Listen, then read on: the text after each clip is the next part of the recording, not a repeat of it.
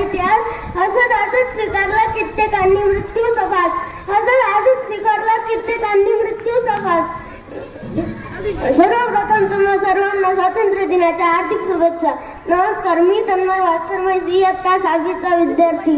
मित्रांनो, मी तुम्हाला असा प्रश्न विचारतो की देश म्हणजे काय? देश म्हणजे काय? देश म्हणजे डोंगर, दऱ्या, नाले, झाडे, फळे, फुले, पाने इतकेच का?